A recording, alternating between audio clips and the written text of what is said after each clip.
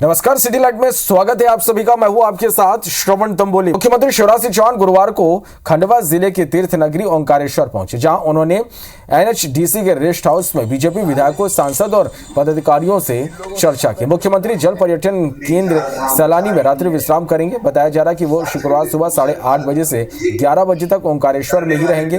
नर्मदा स्नान के बाद ओंकार महाराज के दर्शन कर पूजा करेंगे। मुख्यमंत्री शंकराचार्य की निर्माणाधीन प्रतिमा और ओंकारेश्वर बांध के बैक वाटर में लगाए जा रहे सोलर फ्लोटिंग प्लांट का निरीक्षण कर विकास कार्यों की समीक्षा करेंगे। एमपी राष्ट्रीय स्वयंसेवक संघ ने पहली बार सीधे तौर पर चुनाव की कमान संभाली। संघ ने मई महीने में युवाओं को युद्ध स्तर पर ट्रेनिंग देना। 1 मई से 15 मई के बीच 7 दिनों तक प्राथमिक वर्ग को प्रशिक्षण दिया जाएगा। दुर्गा वाहिनी का वर्ष में एक बार 7 दिवसीय प्रशिक्षण वर्ग हर वर्ष होता है, जिसमें हमारी 35 वर्ष उम्र की सभी बहनों को उनको आत्मरक्षा के गुण, शक्ति साधना के रूप में 7 दिवसीय प्रशिक्षण दिया जाता है। इन प्रशिक्षण वर्गों के माध्यम से व्यक्ति के अंदर देशभक्ति, सेवा, संस्कार, सुरक्षा, स्वावलंबन, समाज की सेवा करने का भाव जागृत हम लोग करते हैं, संगठन के कार्यकर्ता लोग करते हैं। जबलपुर में हमारा कार्यालय तोड़ दिया है, पत्थरबाजी की है। ये राष्ट्रवाद की ट्रेनिंग है। अगर यही राष्ट्रवाद की ट्रेनिंग है तो देश को चौकन्ना रहने की जरूरत है। हिंसाचार, अराजकता, अगर ये राष्ट्रवाद की ट्रेनिंग है तो ये देश को सोचना चाहिए कि क्या ये राष्ट्रवाद है। कर्नाटक कांग्रेस ने घोषणा पत्र पर मचे बवाल पर जबलपुर अब ये पूरा बवाल पहुंच गया है। बजरंग दल पर बैन के मुद्दे पर भड़के कार्यकर्ताओं ने कांग्रेस दफ्तर पर धावा बोल दिया, जहां बजरंग दल के कार्यकर्ताओं ने तोड़फोड़ की और कांग्रेस दफ्तर के पोस्टर फाड़ डाले। मध्य प्रदेश में विधानसभा चुनाव को 9 महीने से भी कम वक्त बचा। ऐसे में सरकारी कर्मचारी अपनी मांगे बनवाने के लिए सरकार पर दबाव बनाने का कोई मौका नहीं छोड़ रहे। डॉक्टरों की हड़ताल वापस लेने से सरकार ने अभी राहत की सांस ही नहीं ली। हड़ताली संविदा स्वास्थ्य कर्मियों ने मांगों को लेकर प्रदर्शन तेज कर दिया। तो नियमितीकरण की मांग को लेकर प्रदर्शन लगातार चुनावी ये साल है। ऐसे में अपनी मांगों को मनवाने के लिए यहां पर आंदोलन का सहारा लिया जा रहा है। बैतूल और अलीराजपुर की ये 2 तस्वीरें इस वक्त आप देख पा रहे हैं। एमपी में फर्जी नर्सिंग कॉलेज को मान्यता देने के मामले में आखिरकार एमपी नर्सिंग काउंसिल की रजिस्ट्रार सुनीता सुजू को उनके पद से हटा दिया गया। राज्य सरकार ने हाई कोर्ट में जवाब पेश करते हुए यह जानकारी दी। कोर्ट के फटकार के बाद सरकार ने जवाब देते हुए कहा कि रजिस्ट्रार सुनीता सुजू को उनके पद से हटाकर भोपाल के गांधी मेडिकल कॉलेज में स्टाफ नर्स के मूल पद पर पदस्थ किया गया है। फिर से नर्सिंग मामले की सुनवाई हुई थी तो कोर्ट में सरकार ने एक दस्तावेज पेश किया है और बताया है कि जो आपत्ति ली गई थी हमारे द्वारा रजिस्ट्रार श्रीमती सीजू के विरुद्ध, उनको तत्काल प्रभाव से रजिस्ट्रार पद से हटाया है। सरकार को उनको नोटिस और पदस्थापना दोनों के मामलों में नए आदेश जारी करना है और इस मामले की अगली सुनवाई अब वेकेशन के बाद होगी। हाईकोर्ट के ग्वालियर बेंच में स्वर्ण रेखा नदी को पुनर्जीवित करने की मांग को लेकर दायर जनहित याचिका पर सुनवाई हुई। इस दौरान कोर्ट ने राज्य शासन की कार्यप्रणाली पर नाराजगी जताई। हाईकोर्ट ने नगर निगम, मध्य प्रदेश शासन और जल संसाधन विभाग को जमकर फटकार लगाई। स्वर्ण रेखा नदी पर सुनवाई हुई है और स्वर्ण रेखा नदी पर 7 दिन के बाद 8 दिन के बाद सुनवाई है। पिछली तारीख पे श्योर किया था जो रिस्पोंडेंट एडवोकेट थे कि जवाब पेश कर दिया जाएगा, लेकिन शासन का कोई जवाब नहीं आया।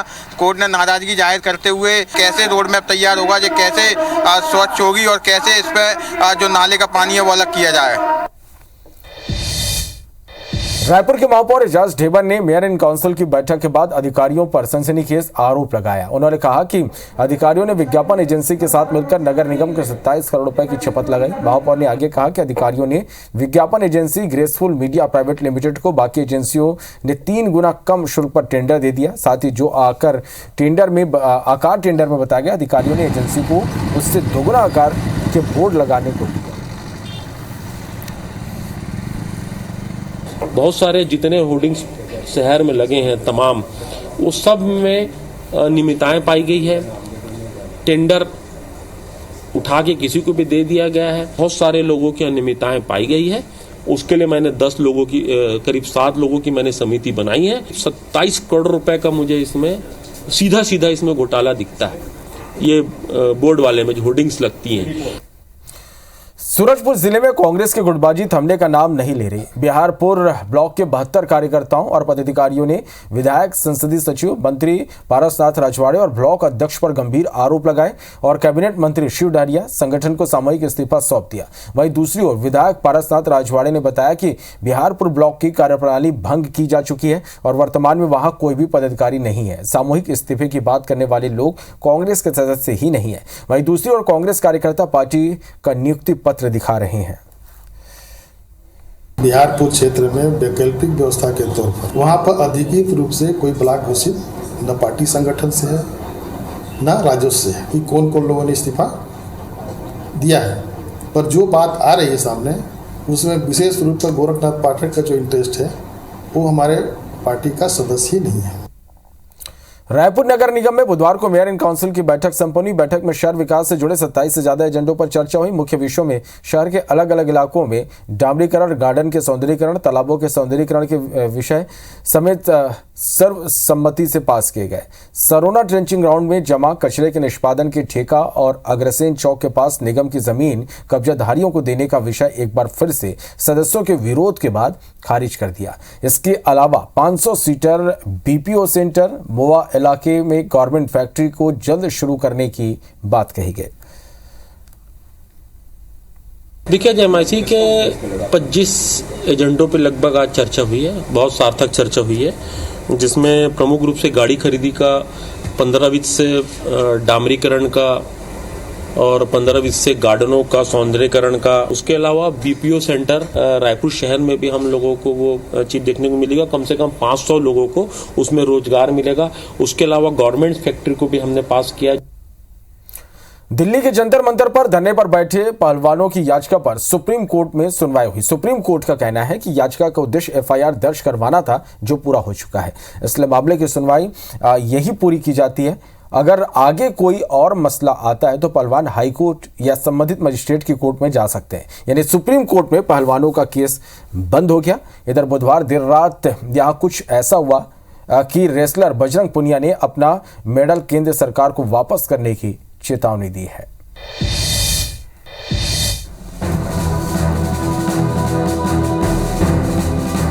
इससे अच्छा तो हम ठीक है नॉर्मल लाइफ जी लेंगे। उन मेडल को हम भारत सरकार से वापस ही लौटा देंगे। जो अवार्ड भी हैं, जो मेडल भी हमने जीते हैं, वो सब भी हम भारत सरकार को वापस लौटा देंगे। ये उन रेसलर्स का बयान है जिन्होंने देश को कई अंतर्राष्ट्रीय मंच पर गौरवान्वित किया है। लेकिन आज ऐसा क्या हुआ कि जंतर मंतर पर धरना दे रहे रेसलर्स अपना मेडल वापस करने की बात कह रहे हैं। दरअसल दिल्ली के जंतर मंतर पर धरना दे रहे रेसलर्स और पुलिस के बीच बुधवार देर रात झड़प हो गई। कुछ रेसलर्स को चोटें भी आई हैं। झड़प के बाद विनेश और साक्षी जैसी मेडल जीतने वाली रेसलर्स रोने लगी।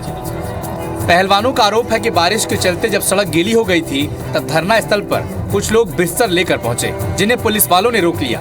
नशे में पुलिस वालों ने उनसे मारपीट भी की, अपशब्द भी कहे।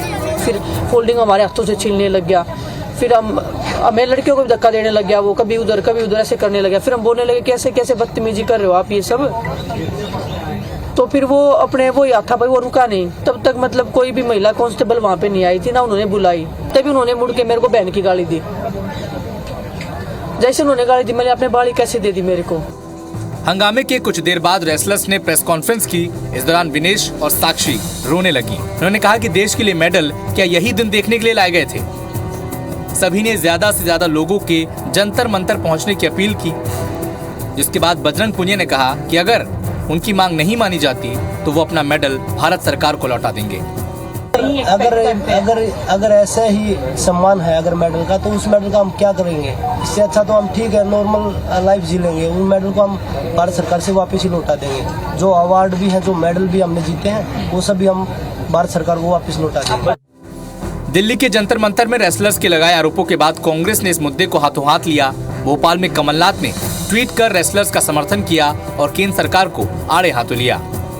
आपको बता दें कि महिला पहलवानों ने कुश्ती संघ के अध्यक्ष बृजभूषण शरण सिंह पर सेक्सुअल हैरेसमेंट के आरोप लगाए हैं और उनके खिलाफ कार्रवाई की मांग कर रहे हैं। प्रदर्शनकारी पहलवानों को विपक्षी दलों का समर्थन भी मिल रहा है।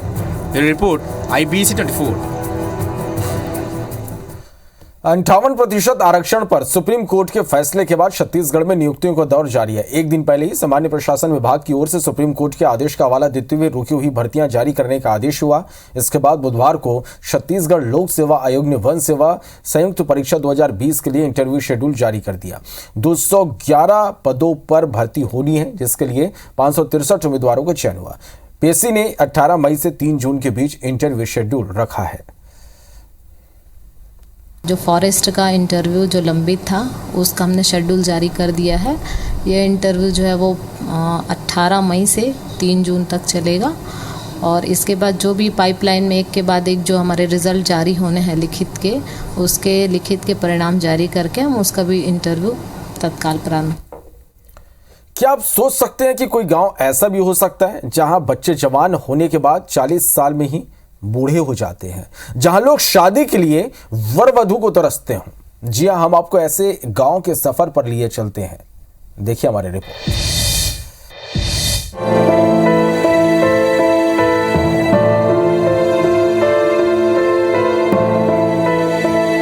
चेहरे में झुर्रियां, झुक कर चलते लोगों की कहानी कुछ अलग है। ये तस्वीर कोरबा जिले के पाली विकासखंड के महुआ पानी गांव की है। यहाँ 35 घरों का परिवार निवास करता है। 1.5 दशक पहले ये गांव खुशहाल हुआ करता था, लेकिन उसके बाद जैसे इस गांव की खुशियों को ग्रहण सा लग गया। गांव के लोग बिस्तर और बैसाखियों पर आने लगे। धीरे धीरे लोगों की कमर झुकने लगी और अब वे सीधे खड़े होने में असमर्थ होने लगे हैं। तो पानी का कारण या का कारण है वो मालूम नहीं था हमको, लेकिन पानी का समस्या, दांत रखता है, दांत टूटता है, दांत दुखता है, ऐसे समस्या है साहब। यहाँ झुक जा रहे हैं, सब चल नहीं पा रहे हैं। तो इसके समस्या का निदान करने के लिए हम सरकार से आग्रह करते हैं कि जल्द से जल्द ध्यान दे और यहाँ पानी की व्यवस्था बाहर से मंगाए। कुआं की हाँ, उसमें भी फ्लोराइड मिला थी।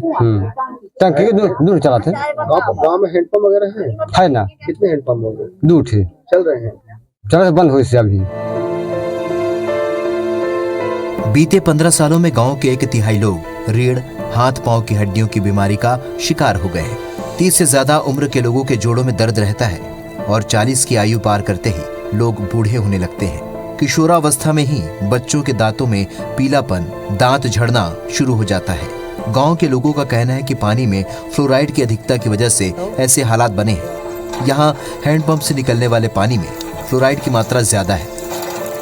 आलम यह है कि अब बीमारी की वजह से युवक युवतियों का विवाह भी नहीं हो पा रहा है। लोग इस गांव में अब रिश्ता ही नहीं करना चाहते, जिसके कारण यहाँ के लोग अब धीरे धीरे गांव छोड़ते जा रहे हैं। ये सब दर्द करत रहते पानी के चलते। का पानी है? फ्लोराइड पानी। अच्छा, सरकार ध्यान देती नहीं, सरकार नहीं दे है। खर पानी, फ्लोराइड पानी। हाँ। और कब से तुम्हारा प्रॉब्लम हुई? माला बहुत दिन हो गई। बहुत दिन हो गए। गांव में फैली बीमारी को लेकर स्वास्थ्य विभाग भी कोई ठोस कदम नहीं उठा रहा है। स्वास्थ्य अमले ने खाना पूर्ति करते हुए सर्वे कराया, जिसमें 21 लोग पीड़ित पाए गए, जिनका उपचार किया जा रहा है। वहाँ के पानी में फ्लोराइड की मात्रा ज़्यादा मिली है, तो करीब 21 लोग अफेक्टेड भी मिले हैं। तो उन सभी को हम दवाइयाँ दे रहे हैं और उनको पीने के लिए वैकल्पिक सोर्स की व्यवस्था भी की जा रही है। फिलहाल देखना होगा कि सालों से फ्लोराइड का दंश झेल रहे लोगों को राहत कब तक मिल पाती है। जब तक गांव को शुद्ध पानी नहीं मिलता, तब तक इस समस्या पर रोक नहीं लग सकेगी। धीरज दुबे, IBC 24 कोरबा। खबर रायपुर से, जहां बालोद हादसे पर पीड़ितों से सीएम ने बात की है। सीएम भूपेश ने फोन पर बात कर शोक व्यक्त किया। पीड़ित परिवार के सदस्य राहुल साहू से बात की। सड़क हादसे में आपको बता दें कि 11 लोगों की जान चली गई। दुख की इस घड़ी में सरकार उनके साथ है। सीएम भूपेश बघेल ने ये भरोसा दिलाया। सीएम ने परिजनों को हर संभव मदद करने के निर्देश दिए। जिला प्रशासन के अधिकारियों को भी इसके लिए निर्देश सीएम ने दिए हैं।